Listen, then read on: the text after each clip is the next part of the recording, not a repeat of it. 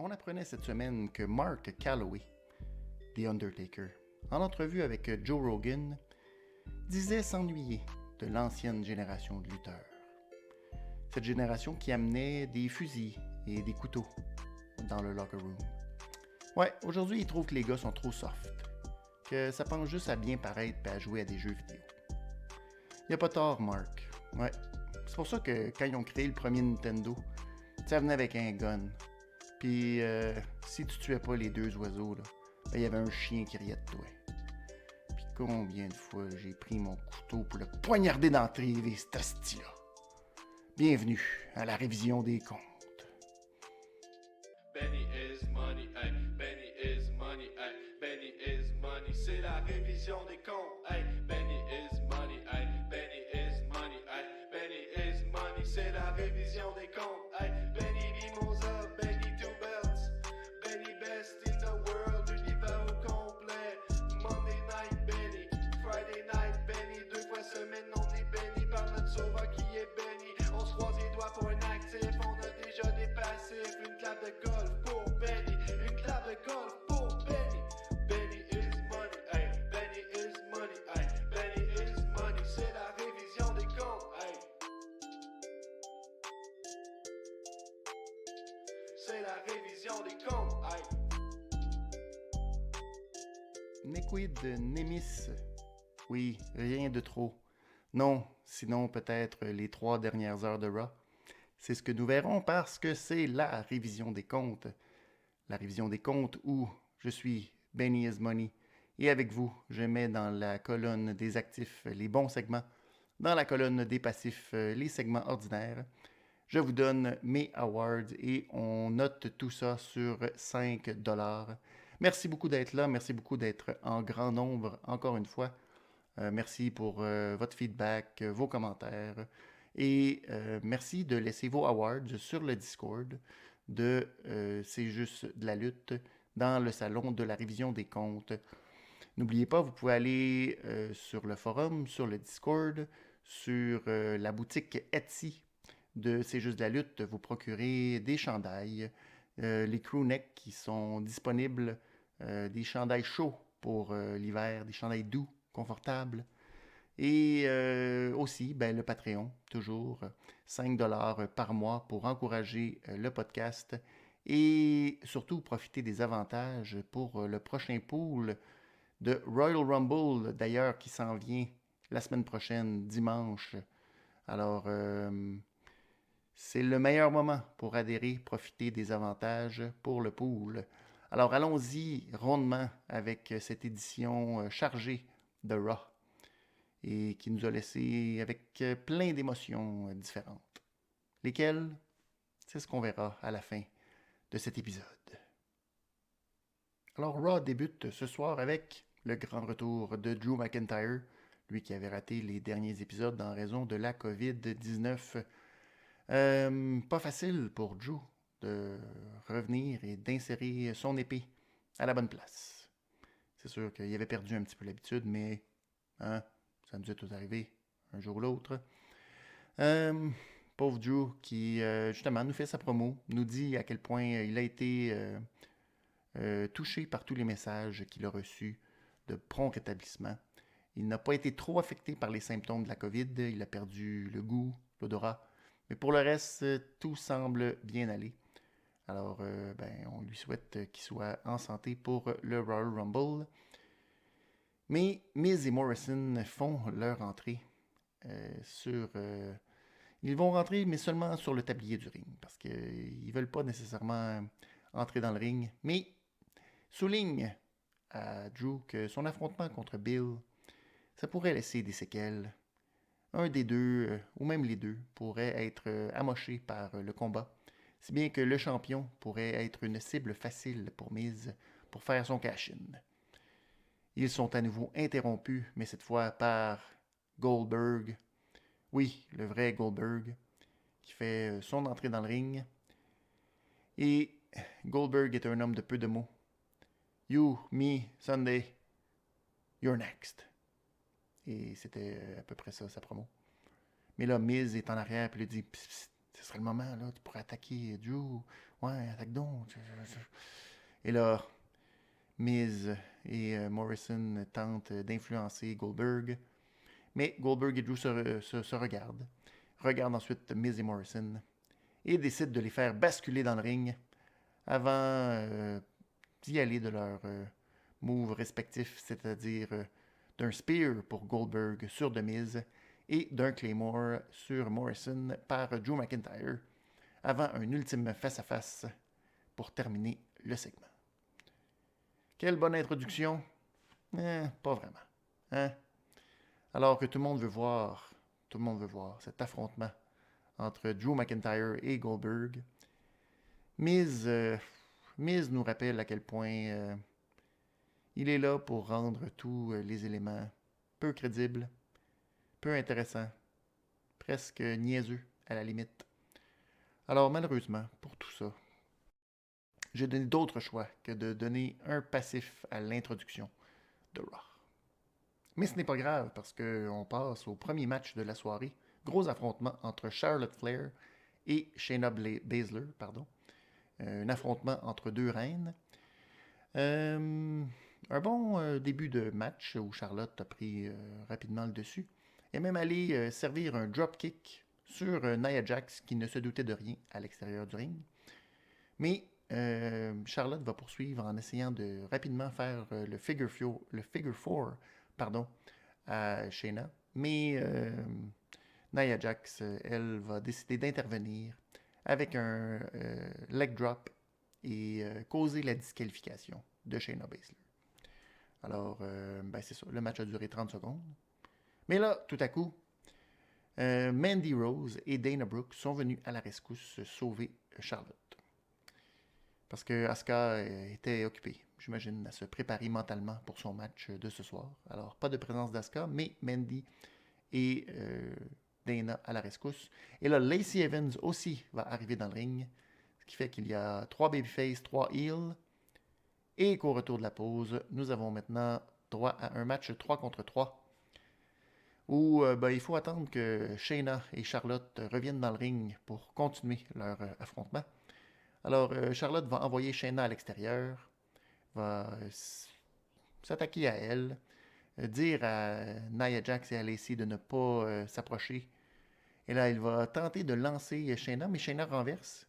Et c'est Shayna qui lance Charlotte dans le ring. Mais là, lui, l'arbitre décide que 1, 2, 3, 4, 5, 6, 7, 8, 9, 10. Shayna n'a pas le temps de rentrer dans le ring. Et c'est une disqualification ou un décompte à l'extérieur. Et voilà. Alors, c'est comme ça que le match se termine. C'est super divertissant. Au retour de la pause, on a encore un match. Et là, on ne comprend pas trop.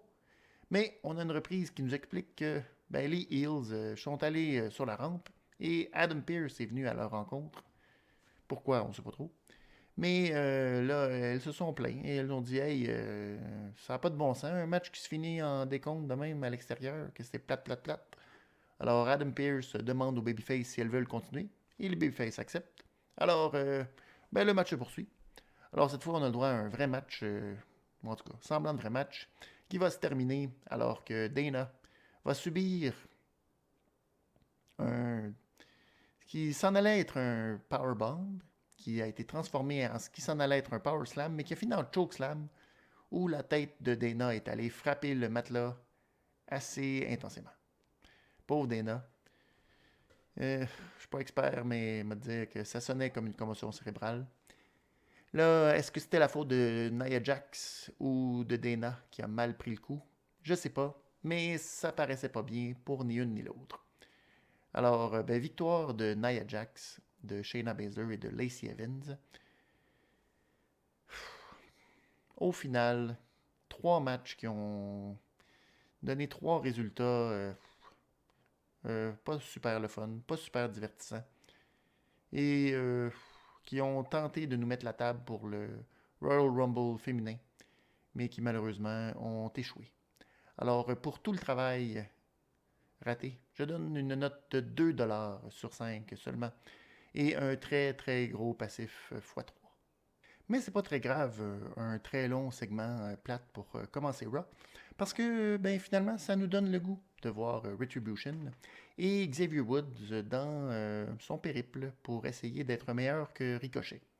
Alors aujourd'hui, il affronte Slapjack et après 2 défaites, après avoir perdu contre T-Bar et Mace, alors beaucoup de pression sur les épaules de Woods qui débute le match en lion.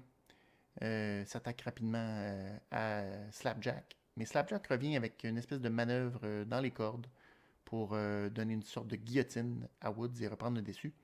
Mais Woods, très efficace, revient à la charge avec un honor roll, ce qui fait peur à Ali. Alors Ali ordonne à T-Bar de faire une distraction pour permettre à Slapjack de faire un roll-up. Mais malheureusement, le roll-up rate. Xavier revient à la charge avec son Shining Wizard et la victoire. Un bon match dans l'ensemble pour Xavier Woods quand même, qui s'élève au-dessus de Ricochet dans la hiérarchie de la WWE. Alors c'est bien pour lui. Malheureusement, il va tenter de rapidement quitter le ring, mais T-Bar va l'assommer avec une grosse botte au visage. Alors, on le ramène dans le ring. Mace et T-Bar vont lui servir un espèce de chokeslam, sit-down chokeslam, en tout cas. Gros move. Et Ali ensuite va prendre une chaise. Il va faire semblant de vouloir lui sacrer un coup de chaise en face, mais va décider plutôt de s'asseoir sur la chaise et lui expliquer que malheureusement, Kofi ne pourra pas être au Royal Rumble, mais qu'il y aura un remplaçant, et ce remplaçant, ce sera Mustafa Ali. Alors, bon segment aussi. Bon segment de la part de Ali, qui nous explique enfin une bonne histoire, qui revient finalement sur ce qui s'est passé en 2019. C'est dommage que Retribution ait perdu toute crédibilité, parce qu'au moins, c'était quelque chose de pertinent dans l'histoire. Mais, tout vient à point qu'il sait attendre. Alors, bravo à Ali. Je donne donc à ce segment et à ce match la note de 3,25 sur 5 et un actif.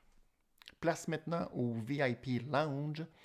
Tout juste avant, on apercevait R-Truth qui était en discussion avec Riddle et R-Truth était tout excité de savoir que la Hurt Business voulait lui faire un surprise party. Il avait même entendu dire qu'ils étaient prêts à lui offrir 24 carottes en or qu'il allait partager avec Riddle. Alors, les gars étaient bien excités de ça.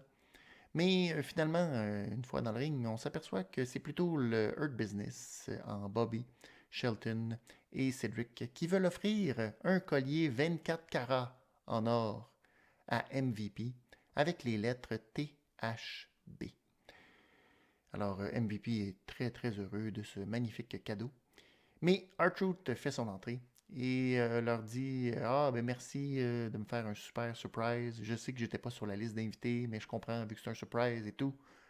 Bon, les gars de la Hurt Business ont beau lui dire que ça n'a rien à voir, qu'il n'est pas invité, que tout ça est pour MVP.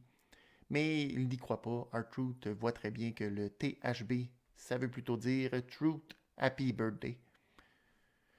Bref, Bobby dit plutôt à Truth que son cadeau est dans le ring, alors de venir dans le ring, comme ça la Hurt Business va pouvoir lui donner son cadeau. Mais tout à coup, tous les jobbers qui sont habitués de courir après R-Truth font leur entrée, et la Hurt Business décide de les massacrer, avant de voir Riddle arriver sournoisement et sacrer un coup de genou à MVP par derrière, avant de quitter. Alors, c'est ça, hein?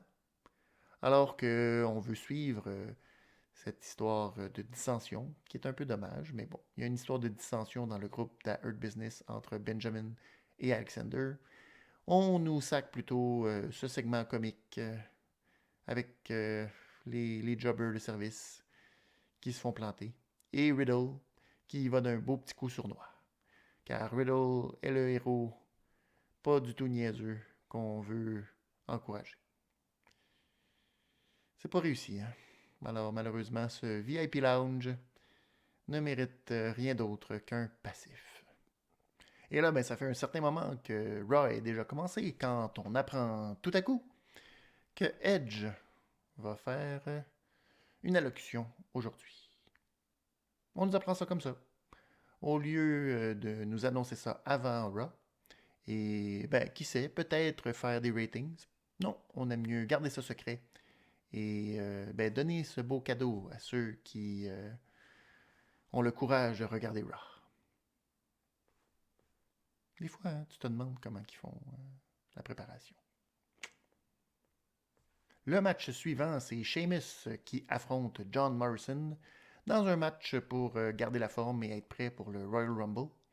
Alors, match où, naturellement, Sheamus va démontrer toute sa puissance, alors que Morrison démontre qu'il est habile du coup de pied. Sheamus va monter sur la troisième corde, fait une genre de descente, mais Morrison l'intercepte avec un dropkick dans les genoux et là, décide de focaliser toutes ses attaques sur la jambe gauche de Sheamus.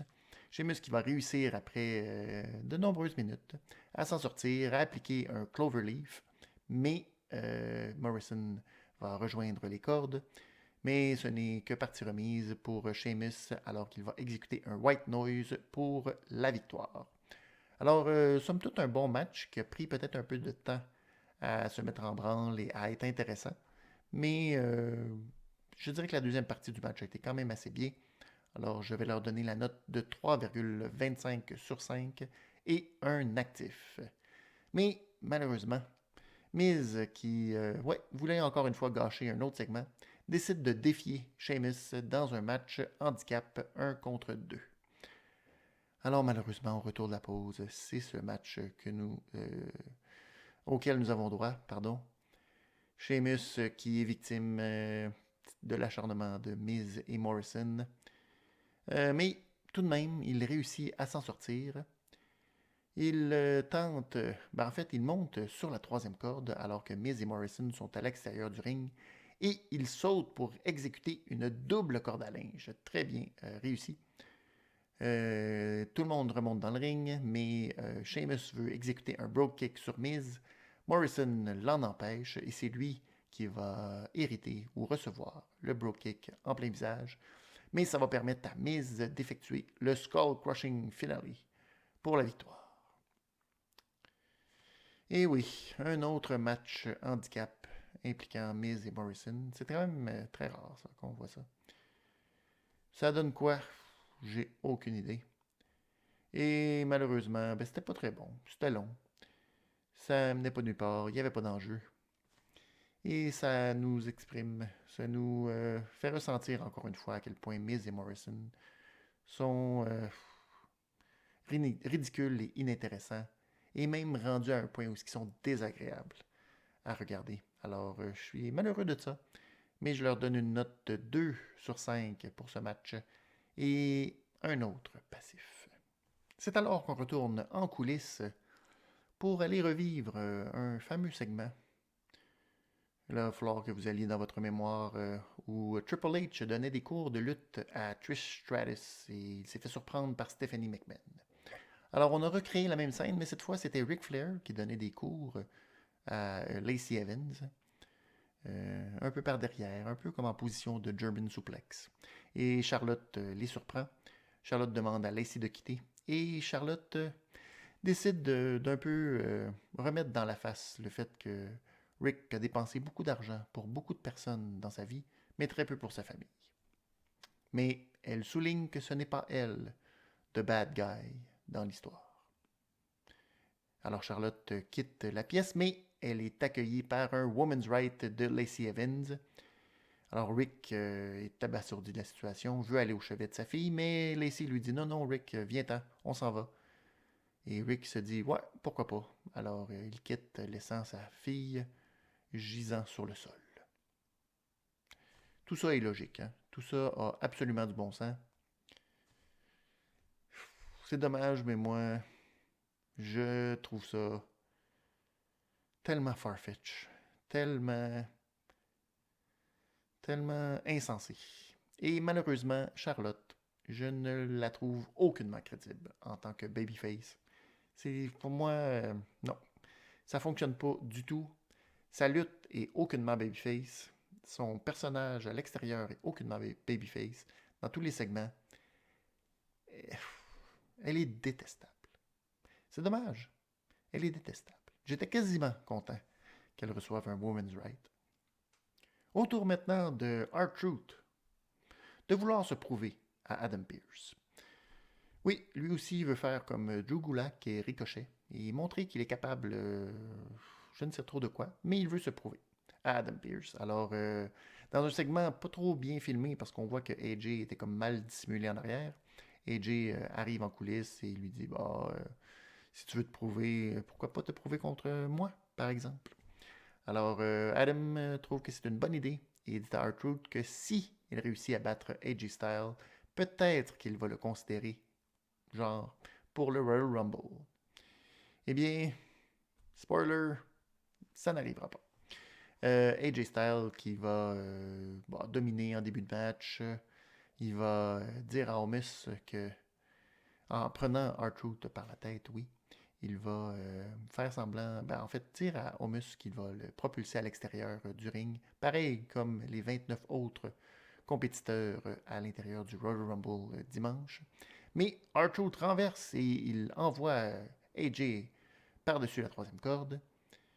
Finalement, AJ remonte dans le ring. R-Truth continue en fait à dominer un peu, exécute le Five Knuckle Shuffle, de son idole John Cena. Il tente le AA, mais AJ renverse et il applique son Calf Crusher pour la victoire. Encore une fois, grosse performance de AJ Styles, mais cette fois contre R-Truth. Alors, je ne sais pas s'il n'y a pas un petit peu de tout ça qui s'annule, parce qu'une victoire contre R-Truth, est-ce que c'est si significatif que ça? Ou si ça ne fait que combler le vide? Je trouve que c'est un petit peu plus le deuxième. Pour AJ, une victoire contre R-Truth, mettons que rendu là.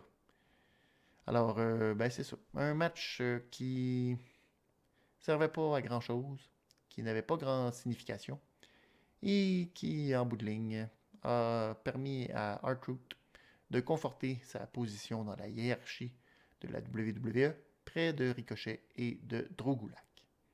Alors, je leur donne une note de 2,5 sur 5 et un passif. On fait ensuite un détour par le Alexa's Playground, situé cette semaine dans le petit ring de service. Probablement parce qu'il n'y avait pas d'autres studios de disponibles. Un petit peu bizarre, mais bon.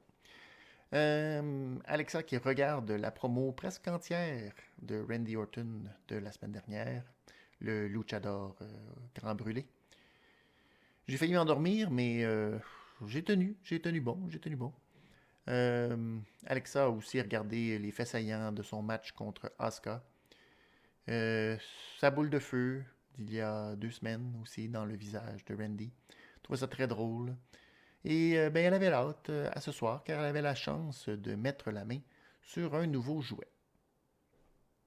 Ben voilà, c'était pas mal ça, sa promo.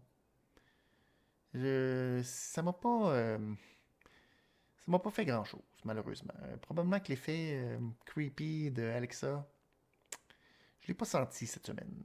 Il manquait quelque chose pour me juste de dire que elle avait hâte de gagner un jouet. Moi, ça m'a pas. Non. Mais on y reviendra un peu plus tard. Ne vous inquiétez pas. Match suivant, le match important, presque le plus important de la soirée. Matt Riddle, ou juste Riddle, qui affronte la Hurt Business, ou 3/4 de la Hurt Business, pour avoir une chance d'affronter Bobby. Ou plutôt une chance de réaffronter Bobby. Hey, on va finir par l'avoir, hein? On va finir par tout dire ça d'une shot. Ou pas. Bref, le match débute avec Shelton Benjamin face à Riddle. Shelton qui est quand même puissant, très puissant, et qui réussit à appliquer un beau spinebuster pour démontrer toute cette puissance. Mais Riddle va revenir à la charge avec une guillotine, tout simplement. Et ça va peut-être faire peur un peu à Alexander à l'extérieur du ring. Alors, à un moment donné, Riddle va tenter un roll-up. Et là, Alexander, voyant tout ça, va distraire l'arbitre. Mais malheureusement, Benjamin a renversé le roll-up. Alors, l'arbitre ne peut pas faire le tomber. Alors là, ça choque MVP. Shelton est choqué lui aussi. Pendant cette distraction, boum, Riddle réussit à faire le roll-up pour la victoire. Alors, ben tout ça, ça choque la Hurt Business. Il y a de la distension. On continue à s'engueuler. Alexander et Benjamin qui se parlent d'en face aux abords du ring. MVP entre dans le ring pour son match. Mais malheureusement, il veut en même temps empêcher Cédric et Shelton de s'engueuler. Alors, ben, l'arbitre, lui, n'attend pas et ordonne de sonner la cloche. Alors, MVP est distrait. Ça permet à Riddle de tout de suite le renverser au sol et d'appliquer une clé de cheville pour ben, faire taper et abandonner MVP rapidement. Alors, 2 victoires pour Riddle. Il ne reste plus que Alexander. Alors, Alexander, lui, va tout tenter pour battre Riddle. Va même exécuter un superbe Brainbuster. Mais à chaque fois, Riddle lève l'épaule. MVP se choque régulièrement contre le travail de Cedric. Dit qu'il n'en fait pas assez. Qu'il ne s'applique pas assez dans ses tombées. Finalement, Riddle va tenter un Triangle Choke. Mais Alexander va réussir à le soulever, faire un semblant de powerbomb. Mais Riddle ne lâche pas le morceau. Alors Alexander le soulève encore une fois, mais cette fois, Riddle se relève debout et il surprend Alexander avec un roll-up pour la victoire. Ce qui veut donc dire que Riddle va affronter Bobby prochainement. Peut-être au Royal Rumble, en match sur le pré-show. Peut-être quelque chose comme ça. On ne sait pas. Mais il affrontera Bobby pour la ceinture américaine. Et en remontant la rampe, Bobby, qui n'accompagne pas nécessairement toujours ses collègues de la Hurt Business, mais cette fois, il y avait une bonne raison, c'est qu'il voulait surprendre Riddle après son match et lui appliquer le Hurt Lock sur la rampe. Et c'est ça, le faire mal paraître malgré sa victoire. Alors, bon gauntlet match dans l'ensemble. Je dirais un 3,25 sur 5.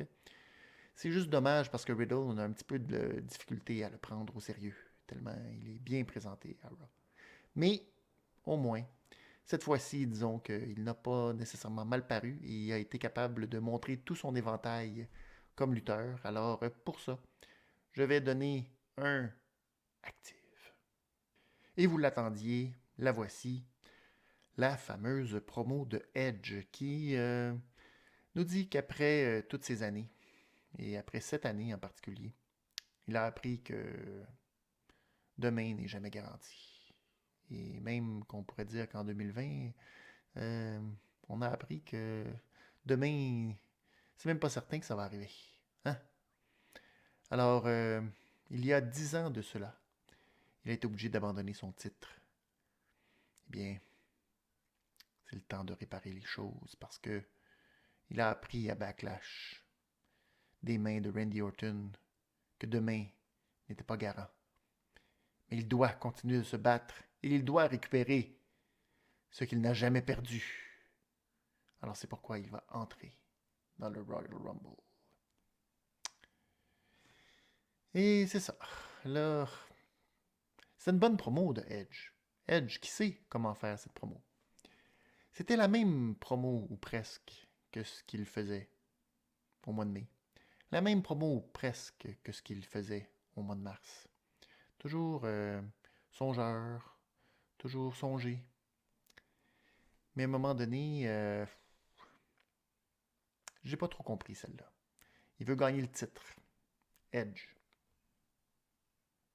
Avec Goldberg et maintenant Edge. Il me semble que c'est pas ça l'histoire du tout, du tout. Mais je sais pas. Ça a l'air qu'on va s'en aller dans une direction, peut-être qu'on veut donner l'impression qu'il y a peut-être des chances de gagner le Royal Rumble cette fois. Mais pourquoi ne pas l'avoir gardé en surprise? Parce que ça aurait été trop similaire à l'année passée? Peut-être. Mais rendu là. J'ai pas trop compris cette promo. Mais il est bon pour faire des promos. Mais j'ai pas trop compris. Et nous voici enfin au point culminant de Raw. Le match pour la ceinture féminine détenue par Asuka face à Alexa Bliss. Alors, Alexa a fait son entrée sur la musique du Playground. Mais en fait, la musique de Bray Wyatt, du Firefly Funhouse. Alors, Alexa et Asuka ont sensiblement le même match que la semaine dernière. Mais bon, Asuka tente une hip attack. Elle rate son coup car Alexa esquive et Alexa kick Asuka à l'extérieur du ring. Et là, tout à coup, Alexa est sur un cheval à bascule dans le ring. On revient de la pause, le cheval à bascule a disparu. C'est de la magie. Asuka tente d'appliquer un Asuka Lock. Non, pas cette fois, non, pardon. On revient de la pause, le cheval a disparu. C'est de la magie. Finalement, le combat se poursuit. Alexa, à un moment donné, se retrouve dans le coin. Et là, la musique d'Alexa, mais son ancienne musique, son ancienne chanson thème, se met à jouer. Et là, c'est la vieille, l'ancienne, l'Alexa d'avant qui apparaît, qui est dans le ring, qui a peur, qui ne sait pas trop comment réagir. Asuka non plus ne sait pas trop comment réagir à tout ça. Alors elle décide de foncer sur Alexa, mais Alexa esquive et Asuka va se péter la tête dans le coin. Alexa s'en va dans l'autre coin. Et là, elle regarde le coin attentivement et les lumières se ferment. Quand les lumières se rallument, Alexa utilise la même pose que Bray Wyatt dans le coin, c'est-à-dire comme renversée, mais cette fois, elle est habillée de noir. Elle a le rouge à lèvres noir. Et là, elle est intraitable. Il n'y a rien à faire. Asuka tente de lui faire le Asuka Lock, mais Alexa enlève la main d'Asuka et se retourne et prend ses doigts et lui rentre les doigts dans la bouche pour lui appliquer le Mandible Claw. On pense qu'elle va faire abandonner Asuka, mais tout à coup arrive par derrière Randy Orton avec les 3 lettres les plus dévastatrices, RKO, sur Alexa Bliss. Alors, ou bien vous avez adoré la magie, ce segment, tout ce qui s'est passé, ces changements de costume instantanés, ou bien, comme moi, malheureusement, vous avez complètement détesté ce segment. Ben oui, parce que là, rendu là, hein? De la magie, en veux-tu, en v'là. Des changements, des affaires impossibles. Là, rendu là, où est-ce qu'on peut aller avec Alexa Bliss? Hein? Là, elle va aller au Royal Rumble, ce que Tom Phillips nous a rappelé durant le match. Question qu'on oublie qu'elle ait des chances de gagner ce match-là. Hein? Mais là, on va nous faire croire que bon, Alexa a des pouvoirs, fait apparaître des choses, peut se transformer. Mais dans le Royal Rumble, ça ne servira à rien. Hein? Et là, qu'est-ce qui va arriver les prochains matchs d'Asuka? Quand elle aura une autre adversaire, bon, on va se dire, c'est une championne, mais à n'importe quel moment, elle peut perdre à cause de la magie. Ah, c'est pas ça l'environnement. Si l'environnement était propice à ça. Mais là, je trouve ça tellement dommage pour Asuka. Une chance que Randy Orton est arrivé. Parce que sinon, je trouve que ça marche pas avec Asuka, cette histoire-là. Si Nikki Cross était championne, peut-être que là, je dirais, OK, il y a quelque chose de plus que juste... Mais là, Asuka comme championne, qui est pas... non, ça fonctionne pas. Pour moi, ça marche pas du tout. Alors malheureusement, j'aurais donné 1 sur 5, tellement j'ai pas aimé ça. Mais pour le RKO, je vais rajouter un petit 1 de plus et je leur donne 2$ sur 5. Mais ça passe pas quand même, alors c'est passif pour moi. Alors pas facile de donner une note pour Raw ce soir. Beaucoup de longs segments, beaucoup de matchs répétitifs aussi.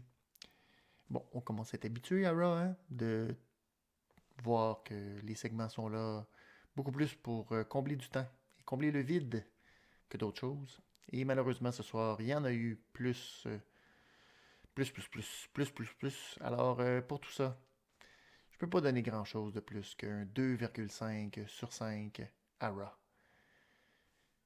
Que voulez-vous? Mais ça nous permet de passer aux awards. Et les awards vos awards que vous pouvez nous donner sur le Discord dans le salon de la révision des comptes. Merci beaucoup à RoboChuck, entre autres, de l'avoir fait encore une fois cette semaine. Alors, d'abord, le premier award, le superbe, que moi j'ai donné à Seamus et à John Morrison. RoboChuck, lui, l'a donné au Gauntlet Match. C'est un bon choix, effectivement. La clap de golf, le move de la soirée ou la décision scénaristique de la soirée, je l'ai donné à la double corde à linge de Seamus à partir de la troisième corde. Pour RoboChuck, il a préféré le donner à Retribution et Ali, qui enfin semble en rivalité avec Kofi suite aux événements de 2019. Alors, c'est une bonne chose. Mais malheureusement, il donne son niaise-moi au fait que Kofi étant blessé, Xavier Wood est tout seul parce que Biggie il est à SmackDown et Biggie ne va certainement pas aider son ami de Raw. Alors, c'est un peu niaiseux. Mais c'est comme ça, on a vu que Biggie se distancie de plus en plus de New Day. C'est malheureux, mais c'est comme ça. Moi, mon niaise-moi, je suis allé plutôt avec tout le segment de départ entre Charlotte et Shayna, Charlotte et Mandy, et Dana et Lacey et Nia Jax, tout ça. Ces trois matchs qui ont été trois matchs avec trois finishes discutables, disons ça. Alors tout ça, je donne un gros niaise-moi pour commencer Raw. Le Jean Héroldi maintenant, Jean Héroldi que moi j'avais attribué à la Hurt Business, tout comme RoboChuck. Hurt Business, toujours bien habillé. La contravention de style, RoboChuck la donne à Goldberg, qui est effectivement pas le plus bel habillement. Et on soulignait aussi, je pense que c'est Crazy Dave sur le Discord, qui soulignait que Goldberg, un spear puis la sueur, il pissait dans le front. Alors, est-ce qu'il va être en mesure de durer 3 minutes face à Drew McIntyre? Ça risque d'être difficile. C'est mal parti pour le pauvre Bill. La contravention, RoboChuck la donne, c'est ça, à Goldberg. Moi, je vais la donner. Je pense que je vais la donner à Riddle. Parce que le bro, de la manière que c'est écrit sur ses culottes, ça a l'air d'un pénis, plus que d'autres choses. Hein? C'est-tu intentionnel? Je sais pas. Mais je trouve que ça ressemble à ça. Alors, ordinaire. La pause pisse, RoboChuck la donne à Charlotte. Et pour tous ces matchs, tous les matchs de Charlotte. Je vais le donner, moi, plutôt à R-Truth et AJ Styles. Le beaucoup bien, je le donne aussi à Riddle pour sa bonne performance dans le Gauntlet. Et RoboChuck le donne à MVP parce que c'est le MVP. Alors pourquoi pas lui donner. La grosse nouille, RoboChuck la donne à l'arbitre qui compte rapidement les décomptes à l'extérieur. Alors moi je vais la donner à Morrison, qui nous prouve que la WWE doit être très payant d'être lutteur à la WWE, parce que d'accepter de toujours perdre, puis d'avoir l'air niaiseux, puis d'être désagréable, il faut bien quelque part que ce soit payant, parce que sinon, pauvre Morrison, pas le retour rêvé, disons. Et le dernier award, ma prédiction nostradanique, je vais aller dans le farfelu, mais je pense que Edge va se déguiser en Fiend pour surprendre Randy Orton durant le Royal Rumble. Ça va tout le mêler, puis ça va mettre la table à leur futur affrontement à WrestleMania. Bon, ça arrivera probablement pas, mais on a le droit de rêver, hein? Parce que c'est ça. C'est comme ça que cet épisode se termine. Non, pas un épisode facile de la révision des comptes. J'essaierai d'être plus positif et ce sera probablement plus facile à SmackDown cette semaine. En tout cas, on se croise les doigts. Parce que on vit d'espoir à la révision des comptes.